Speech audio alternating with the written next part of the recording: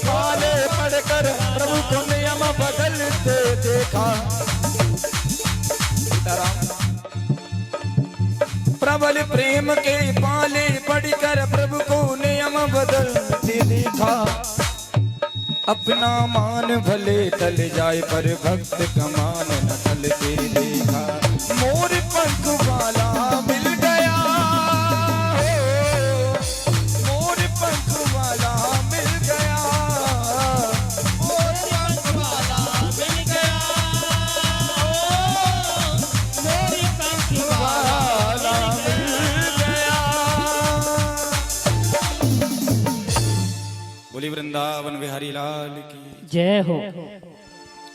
आइएगा मेरे सभी भक्तों से पुनः दोबारा निवेदन है कि ठाकुर जी की मंगलमय आरती होने के लिए जा रही है, तो सभी भक्त शीघ्र आने का कष्ट करें और श्रीमद् भागवत जी की मंगलमय आरती कराकर अपने जीवन को धन्य बनाएं।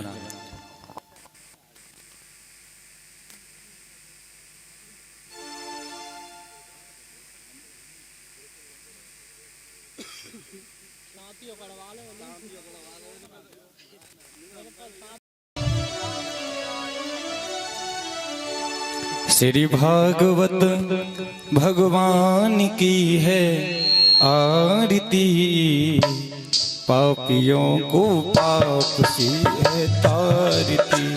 भागवत भगवान की है आरती, पापियों को पाप से है तारती।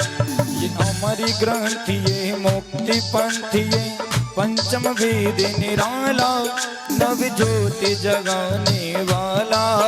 ये हमारी ग्रंथ मुक्ति पंथ पंचम वेद निराला, नव ज्योति जलाने वाला।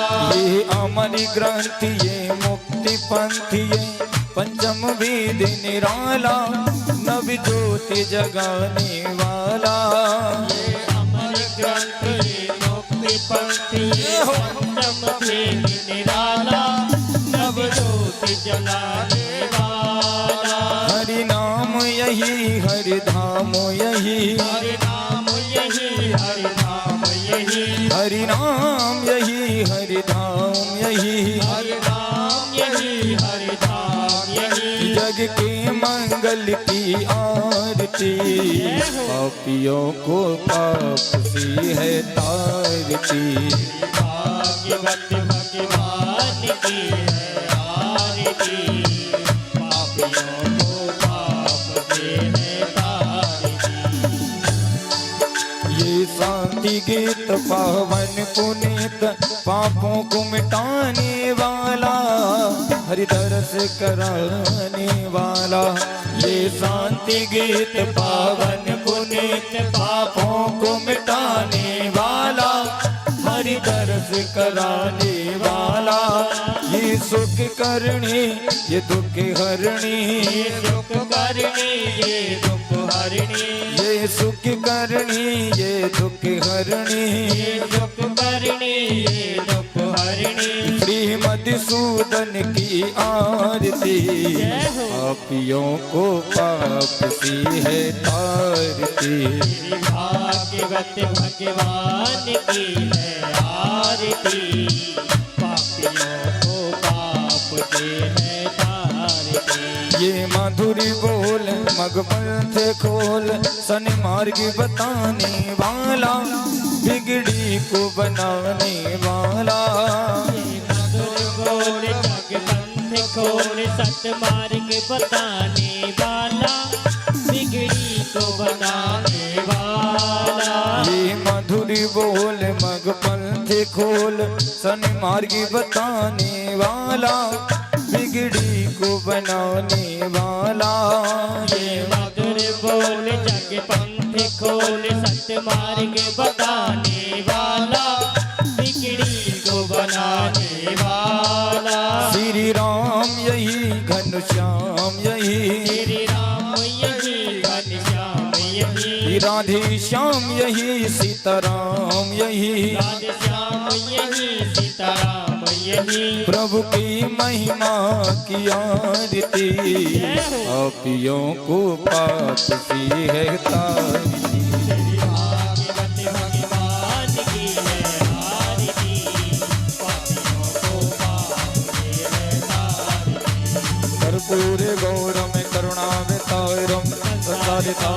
भुजगेन्द्रहारं सदा वसन्तं हृदयानि वन्दे। तुमेव माता च पिता तुमेव बन्धु च सिता तुमेव विद्या द्रवणं तुमेव शरणं मम देव। दिगम्बराय दिगम्बराय नमः शिवाय नमः शिवाय नमः शिवाय नमः शिवाय नमः शिवाय। बोलिए श्रीमद् भागवत महापुराण की जय हो। परम पूज्य सुखदेव जी महाराज की जय हो। परम पूज्य परीक्षित जी महाराज की जय। परम पूज्य वेद व्यास जी महाराज की जय। जय। श्रीमद् भागवत महापुराण की जय। आनंद कंद भगवान की जय। आज के आनंद की जय। अवस्थी माता की जय। पृथ्वी माता की जय। सनातन धर्म की जय। संत समाज की जय। जय जय श्री राधेश।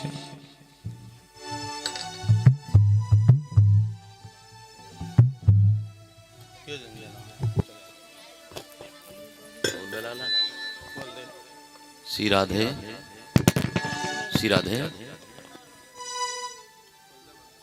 बढ़ा दिए लाल श्री राधे।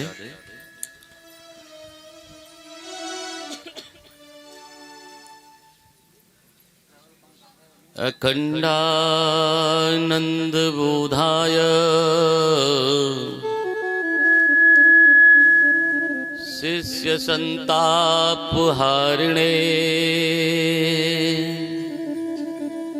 सच्चिदानंद रूपाय तस्मै श्री गुरुवे नमः। गजाननं भूतगणादिसेवितं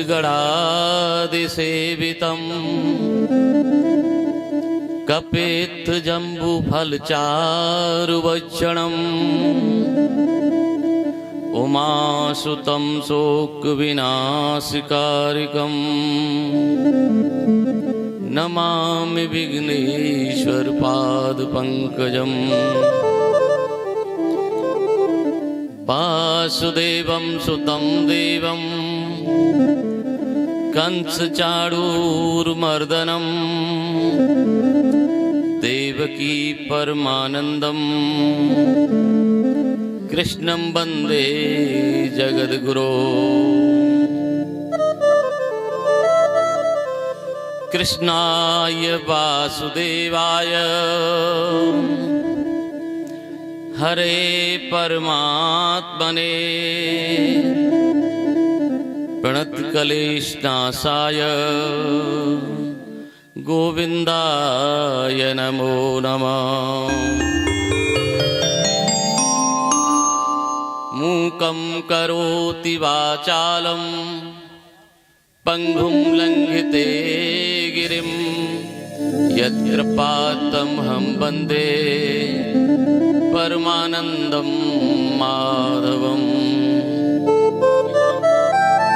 सर्वे भवन्तु सुखिनः सर्वे सन्तु निरामयाः सर्वे भद्राणि पश्यन्तु मा कश्चित् दुःखभाग् भवेत्। बोलिए भागवत महापुराण की जय हो। बोलिए गोविंद भगवान की जय हो। सर्वप्रथम हम सभी मिलकर भगवान श्याम सुंदर को नमन करते हैं और मातृशक्ति को हम नमन करते हैं। आओ हम सब आज भागवत कथा के चतुर्थ दिवस में प्रवेश करें। देखिए, जैसे ही व्यक्ति की उम्र बढ़ती है तो अपने ऊपर बोझ बढ़ाता चला जाता है व्यक्ति। जैसे जैसे उम्र बढ़ेगी जैसे जैसे चिंता को अपने ऊपर ढालता चला जाएगा, अपने ऊपर बोझ बढ़ाता चला जाता है व्यक्ति।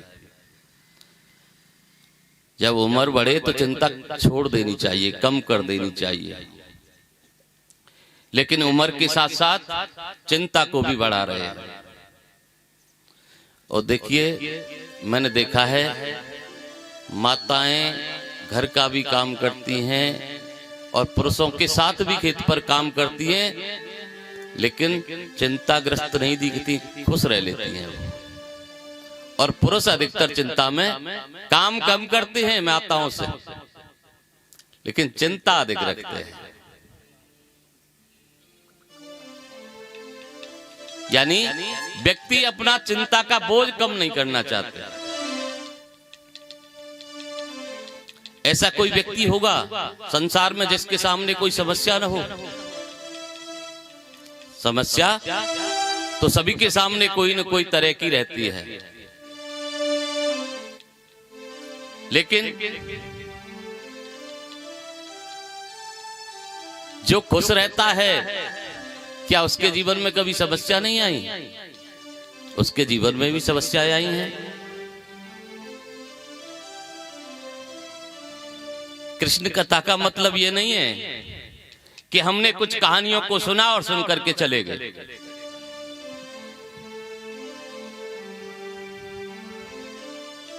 कृष्ण कथा माने मेरे जीवन पर घटित होने वाली घटनाएं हैं, आपको सीख लेनी है। सीख लेनी है आपको ऋषियों से, सीख लेनी है आपको मुनियों से। कौन ऐसा व्यक्ति है जिसके जीवन में समस्या नहीं है? सभी के जीवन में समस्याएं होती हैं। आप एक समझौता करना सीखिए। जो अपने जीवन में कुछ देकर कुछ पाकर गए हैं, उनसे सीख लेनी है आपको। ऐसा कहते हैं कि जब न सुलझे तेरे उलझे हुए धंधे, जब न सुलझे तेरे उलझे हुए धंधे, तो बांके बिहारी पर छोड़ दो बंदे। वही तेरी मुश्किल आसान करेंगे, और जो तू ना कर सकेगा वो तेरे श्याम करेंगे। तो देखिए, जीवन जीने के लिए बुद्धि का सदुपयोग करना चाहिए, दुरुपयोग नहीं करना चाहिए। इसलिए हम सभी दुखी रहते हैं। आप खुश रहने के लिए कोयल को सुने, कभी नाचते हुए मोर को देखो, कभी गुनगुनाते हुए भौरे को देखो, कभी प्रवाहित होती हुई नदियों को देखो, कभी झरने को देखो, कभी खिलते हुए पुष्पों को देखो। जब ये देखोगे तो पता चलेगा कि कोयल को रागसी और भौरे को परागसी, पतंगे को चिरागसी लगती है जिंदगी, और चिड़ियों को चहकसी, तितलियों को महकसी, और मधुमक्खी को शहद सी लगती है जिंदगी।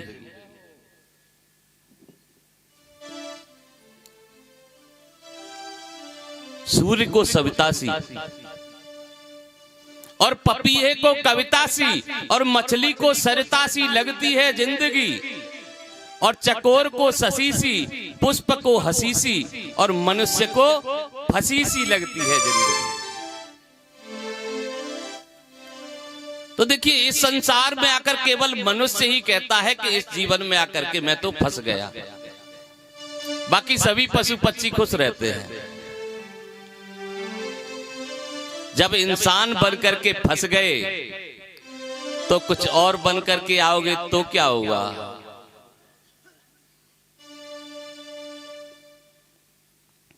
देखिए, संसार फंसने के लिए नहीं होता। जब जब फंसने लगते हैं तब तब कोई हमें याद दिलाता है, हमें निकालता है, हमें बताता है कि हमें निकलना कैसे है। कोई विचार आकर के जीवन में हमें फिर से मजबूत कर जाता है।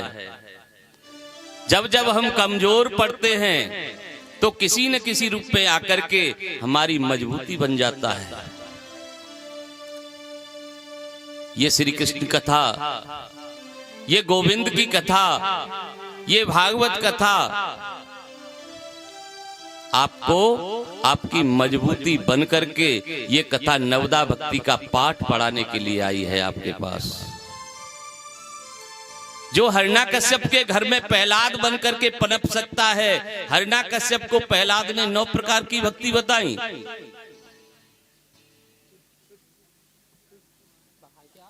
तो देखिए हिरण्याकश्यप के घर भी प्रहलाद बन सकता है, तो हम तो हिरण्याकश्यप जैसे नहीं है। तो हमको अपनी संतानों को प्रहलाद जैसे बनने के लिए प्रयत्न करना चाहिए। भगवान से कहना चाहिए कि तुम गीत हो, संगीत हो, मेरे सांवरे मेरी प्रीत हो, और तुम ही मेरा विश्वास हो, तुम साथी हो, तुम मेरे मीत हो। अपने आप को ऐसा बनाने का प्रयास कीजिए जिससे हमारे द्वारा किसी को कष्ट ना हो, क्योंकि ऐसा कहते हैं कि बुरा जो देखन मैं चल्या, बुरा न मिलिया कोई, और जो दिल खोजा अपना, तो मुझसे बुरा न कोई। देखिए हम राम कथा सुनते हैं, राम का चरित्र कैसा है, राम का कुल कैसा है, राम का परिवार कैसा है। जब आपका मन राम के जैसा पवित्र प्रेमी बन जाएगा तो आपके मन में भी राम आ जाएगा। राम का आ जाना मतलब सत्य का आ जाना। राम का आ जाना यानी हमारे हृदय में सत्य को पनप जाना। कैसे पता करोगे कि हमारे अंदर राम प्रकट हो रहे हैं, हमारे अंदर कृष्ण प्रकट हो रहे हैं? कैसे पता करोगे? हमारे जीवन में भगवान आ गए हैं, कैसे समझोगे? कैसे जान पाओगे कि हमारे जीवन में भगवान हैं? यदि आपके भीतर से सत्य उठने लगे, प्रेम उठने लगे, सबके प्रति प्रेम जगने लगे, हमेशा सत्य का साथ देने के लिए तैयार रहें, सदैव आप आत्मचिंतन में लगे रहें, अपने अंदर ही अंदर खुश रहें, तो समझ लेना कि हमारे अंदर भगवान प्रकट हो रहे हैं। किसी से द्वेष भाव ना रखें, किसी के साथ ईर्ष्या का भाव ना रखें, प्रेम का भाव मन में रखें। देखिए यदि किसी से बात बात पर अकड़ रखोगे तो भगवान आपके अंदर नहीं आ सकते। तुलसी जी ने लिखा है, निर्मल मन जन सो मोह पावा, निर्मल मन जन सो मोह पावा, निर्मल मन जन सो मोह पावा, निर्मल मन जन सो मोह पावा, मोहि कपट छल छिद्र भावा, मोह कपट छल छिद्र न भावा। श्री राम राम ही केवल प्रेम प्यारा, राम ही केवल प्रेम प्यारा, राम ही केवल प्रेम प्यारा, राम ही केवल प्रेम प्यारा। जान ले ओ जो जानन हारा, जान लियो सोई जानन हारा। सिया राम। तो देखिए तुलसीदास जी ने भी लिखा है, भगवान कहते हैं कि निर्मल मन जन सो मोह पावा, मोह कपट छल छिद्र न भावा। मुझे छल कपट नहीं चाहिए, मुझे तो निर्मल मन वाला व्यक्ति चाहिए।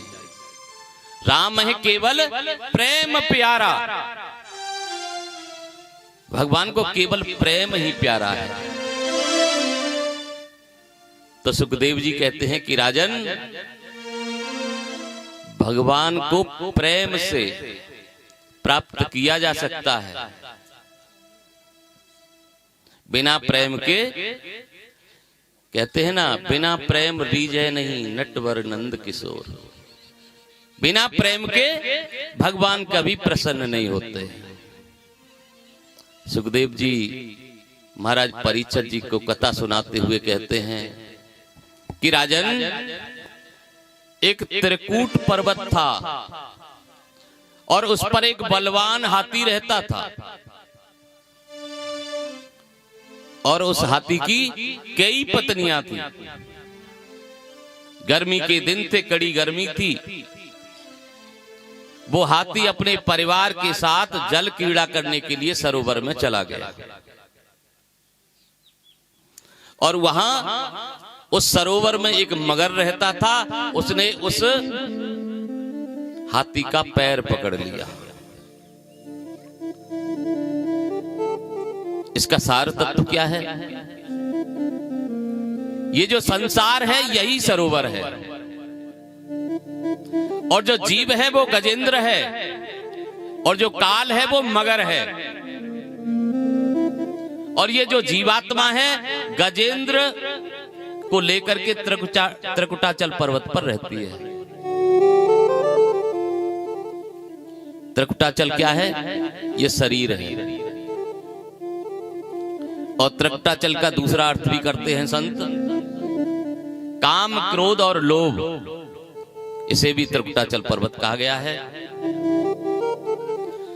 तो देखिए, जो हाथी था वो सरोवर पर गया।